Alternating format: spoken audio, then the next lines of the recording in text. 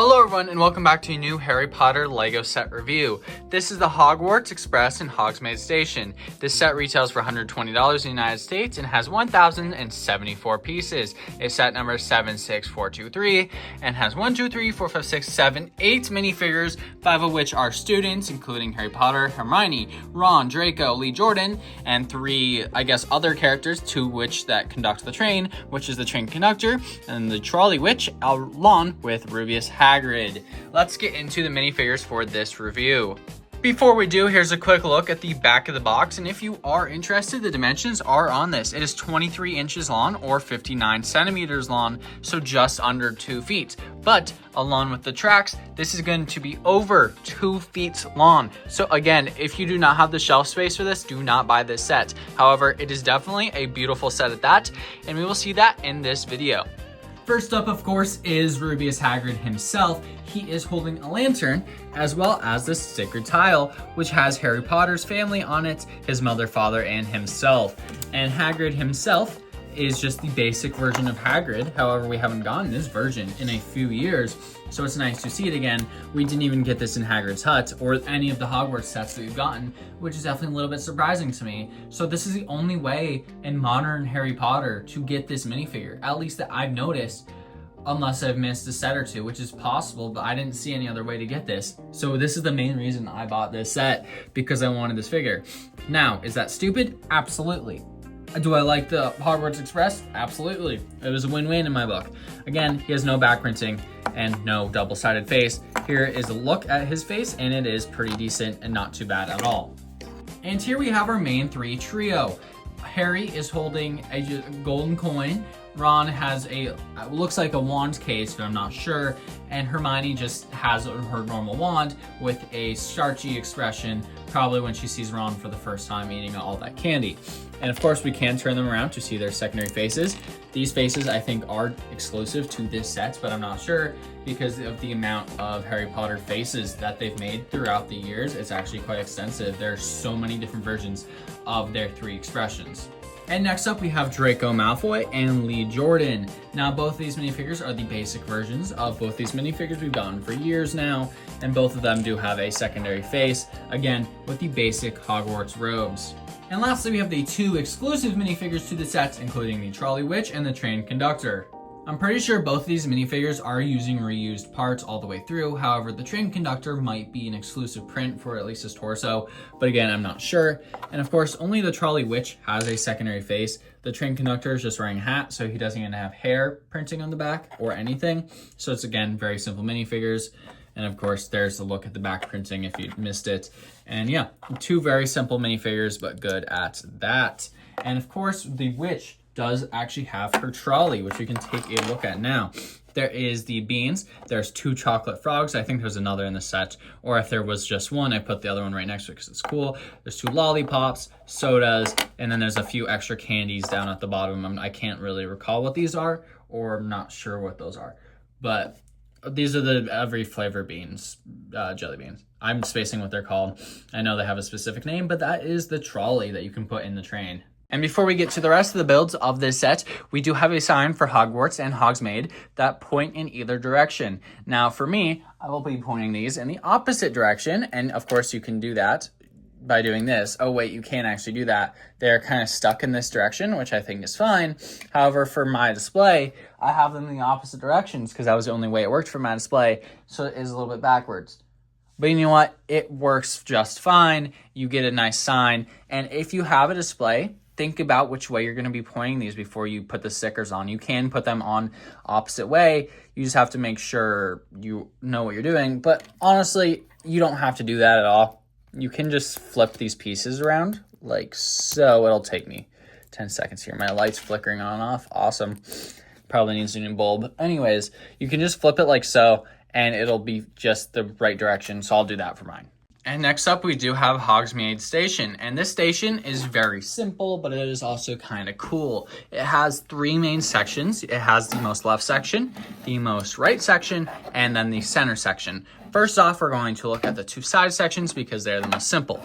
On the left one, it has the Hogsmeade sign and just some simple pieces, and it's just more of a platform that you can use for people to walk up on or anything like that. I mean, you can play with it, get them to walk up on it. And then the other side just has a lantern with a fence piece and greenage. That is all these sections have to offer, except that they can be put on the end of both of these, just in a modular way, which I think is weird. But again, if you don't have the proper space, you can easily take them off, which I think is kind of cool, kind of redundant, but it's there. It's cool, but it's there. And now we can take a look at the main Hogsmeade station right now, if I can get these pins in the proper spots. So this Hogsmeade station has a clock at the front. We'll just start here. And looks like a Hogwarts registration list, but I'm honestly not sure what this represents. Next, we have the door, and then there's windows, and there is an owl looking through one of the windows right here. If my lights would be as kind as to stay on and not flicker on and off. But anyways, on the right side, we have two buckets, and with windows, of course, that can open up on all four ends, like so, as long as Hedwig doesn't fall over. And again, we can take a look at the roof. The roof is quite simple, attached just using snot techniques. I mean, it is snot, but you know what I mean. It's like using techniques that put studs on the side of things. It's very simple. Nothing about this is that crazy of a technique at all. This section, I honestly think a 10-year-old, a 7-year-old could build this. If not like a 10-year-old or 6-year-old maybe. Like, it's that simple, especially the exterior. Do not have them put the stickers on, but it does work for that age range in my opinion because of how simple it is. Now, we can take a look at the interior. And if you notice straight away, there are a lot of stickers on this interior. But we'll start at the leftmost section, which is a toilet that has some water in it. There is a sticker of a Slytherin, and I guess the female witch's restroom. There's nothing on the right. And then over here in this section, we have a map of Europe, and I guess where Hogwarts is on that map, which is cool. And then we have a chocolate frog here with a campfire. On the other side, we have a platform 9 3/4 sticker plate. I think it's a printed plate. Let me look. This is actually printed, which I think is really cool. I believe it's exclusive to the set, but I don't know. It's probably out there somewhere. And over here we have a grandfather clock along with some notebooks and a remembrall. And then I'm not sure what that is. And then there's a phone on another fireplace, which I think is a little odd, but it's there. And then of course we have a clock, which has an owl on it. Hedwig peeking through the window, which could be any white snowy owl. And then of course we have a note room for the owls to deliver mail. And here's a larger look of this section. It is raised a little bit because of the train platform, and I'll get to in a moment as to why this is raised. This set includes a large section of track. I'm not sure if there's more pieces on this. I definitely took some off over time because of my space, but if there isn't, this is the completed track, and it is very long. This thing almost spans the entire length of this table. And one of the cool things you can do with this is you can find two empty gaps, and you can just press it down, if it'll work, onto the track itself. Let me do it off camera. And you can do that like so, and it stays with it. And you can have it be displayed with Hogwarts Express right on it, which I think is really cool. Of course, you can take these end sections off of the platform. It looks a little bit empty. However, it might work with a train. I doubt it. However, these pieces do have a use, which I think is really cool, which we'll get into later in this video. Before I move on to the train, I just wanted to point out that you can have all the minifigures lined up waiting for the train, or you can have minifigures having conversations or whatever you want. And for this set, we're going to start off with the front section of it, the, I guess, conductor caboose, the main portion of the train, the locomotive. Now we can pick up the section. Each of them can be picked up, obviously, and this one has 3 main wheels on each side. Sadly, there is no main portion of this that can get these gears to turn, which is a little sad in my opinion, but again, it's very basic. There is the front section right here that is on a swivel, if you notice right there. But there is a feature for this that you can turn it to make it go on a different type of swivel. If you just, if you just pull this whole front section off, you rip that off there, and this, I think you just flip it upside down. I can't remember fully, but then you have this being on a separate type of track, and it can go side to side. So this will, if you want it motorized, or if you mod this to be motorized, you can have it to where it'll turn more easily and more accessibly. And of course, both sides are mirrored, and it's just a very simple build all the way through the top of it. And we can also take a look at the back section where the conductor can sit. However, if you noticed, it is not closed off. It looks like they skimped out of about 50 pieces here, if that, to just close this area off and make it look more complete. However, you can still fit the minifigure in here. It is definitely very awkward. So how I did it is you sit him down like that, laying all the way down, and then you put his hands down, if I can get there, like so, and you just sit him up, and then he's sitting in the train. He's mostly all the way in, but he's definitely sitting out, which is a little bit awkward for sure. You definitely don't want that for a locomotive, but still, it works. It does the job. And we can start by putting this section here while we continue with the rest of the train. And next up, before we continue, each one of these sections is connected by these simple Technic pins, and all you have to do to remove them is lift up, and they will pull right away pretty easily, and they won't come undone unless you forcefully take them apart. And then, of course, next, we have this coal area, and again, it's very simple. It just has the Hogwarts Railway sign, some shovel to scoop coal into the locomotive, and just very simple parts. And you can actually fit a minifigure here. Now, why I put the minifigure there is because he fits. However, I'm pretty sure in this set that they want you to put the conductor right there. And I think that looks absolutely horrible. It's not accurate, and also just doesn't look well. I don't understand why there is a seat for a minifigure there. It's a little bit awkward. I don't know. I might have this backwards. I don't understand why it would be backwards, but I mean, it would make more sense to sit like this, right? You have the shovel here. They can take the shovel and put coal in the engine. I don't know why it was like that. And it's not just me. It is backwards on the box too, which I think is definitely a little bit odd. You definitely want the shovel on this side of it so you can actually scoop coal in, which is definitely an inaccuracy, in my opinion, to what a train should be. However, it works. It's a train set. You can mod it however you want to. And also for the first section, the roof is not removable. I mean, it's obviously removable. It's Lego, but it's not a simple removal. If you try to remove it, every little portion of it is going to be pulled off like so, like I just did. There's no studs that are meant to be taken off, which again is quite a shame for $120 train, but again, it does work. Now let's get on to the carriages part of the set. Now in this set, there are 2 carriages or cabooses, and they are very simple. I think they're great design. And in Harry Potter movies, there are 5 of them. In this set, you do get 2. So if you wanted, you could buy 2 of these sets just for these, sell the rest, and you could have a mostly full Hogwarts Express, even though it's a little bit redundant. But now we can take a look at the insides of both of these. We'll start with the front one. There are many ways to access the interiors of these sections. One of the ways is to just pull off the wall. I don't know if you can do it without removing the roof first. So of course we can remove the roof, then we can remove the wall. And then if you wanted to, you can put the roof right back on to look like you're just peering through the window. However, there's very simple space in this set. You can fit up to 4 minifigures in this area, probably more if you cram them in.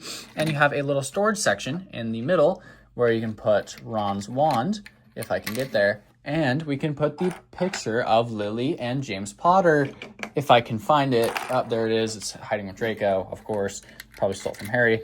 And you can just have those sitting in that section. Now, this section is ideally meant for Harry, Hermione, and Ron. However, it's not the best space for that. It's not accurate by any means. It's very small. But I honestly think that it does its job, and its job is just to hold minifigures, and it works, in my opinion. It's not too bad. It's not the best, but it's definitely not too bad. And then, of course, you can close everything up like so, and you can see the minifigures through the window. However, there is not an opening on the other side. The only opening is on this side. To get better access, you just pull this whole panel, and of course, it's only on that side. Now we can take a quick look at the underside. There's a simple guardrail here, like steps. I'm not sure exactly what they're for, but I think it's mostly just so it keeps the train on track, but I honestly have no clue. It's just a cool little detail for underneath the train. And lastly, we have this back section. Now, this section works exactly the same. However, there is 2 less windows, 1 less on either side, and there is 1 less seat in this section. Now, we'll get to that reason in a second, but you can fit the last 2 Hogwarts student minifigures in this section. Sadly, Draco doesn't have any of his friends in the set, which I think is a shame. He should have had Crabbe and Goyle in the set to fit the extra spaces. However, it's not 100% needed. And lastly, you can put the cart, I guess, lady right here, and her cart will fit perfectly in this space. I don't know the best way to do it, but that's one of them. And you can also put it on the other side like so, which is probably a little bit better. I think it should be able to close fine. Yes, it does. You'd think it wouldn't, but these are actually designed to have two stud gaps in them to allow for things to be poking out of the top of this. And then, of course, you can close it up normally by putting that there, this here, and then that is the fully enclosed area of the back of the caboose. And then you can see there is just more candies through the window as well. And then the back side of this has the illusion that you can go between cars. You definitely can't, but it does have that illusion where it looks like there's a door here. And lastly, we can finish combining all of these sections. So we will actually start with this section here by putting it on the rails and attaching it to the coal section, which is backwards, by the way. And then we can scoot this down more. There's not enough track for this. So if we put that to the end of that track, there is not enough track to fully fit this on. So I'm assuming the reason they did this is to have half of that section off right there. So you have the main wheels on. And then of course you can attach this to the back of this section like so, and everything kind of fits on this. And then of course with the train on, everything does look a little bit cramped. It is very close to Hogsmeade Station. I mean, it works, it's just again very close. However, one flaw on this is that there's no boarding doors to get onto this train, which is not ideal. It works, but there's just no way to get on it. I wish there's a simple door that could open on the train. But again, it's a $120 train where a ton of pieces are going to Hogsmeade Station. You're not getting a full $120 train. You're getting like an $80 train with $40 of accessories. Now, at the start of this video, I did mention that there is a reason these pieces are here. There is a separate one besides just having the hangover on this. So one thing you can do is if you want to derail a train at any point, if you want, you can just glide this along here and notice what this section of the track does. If you noticed, the train is perfectly on the track. This section will perfectly attach the train no matter the configuration. I'm going to mess these up as much as I can. Half of that's off the table, and we're just going to put it on the train. I mean, after you pull it, it's going to fix itself. But again, I mean, that's not perfect, right? So it's definitely not perfect by any means. You kind of have to have them a little bit straighter. But when you do so, I mean, as long as it's aligned with it, it'll pull it right onto the track, which I think is very cool. And that is everything for this Hogwarts Express set. Thank you so much for watching this video. Please consider watching my others and subscribing, and I will see you all again later. Goodbye.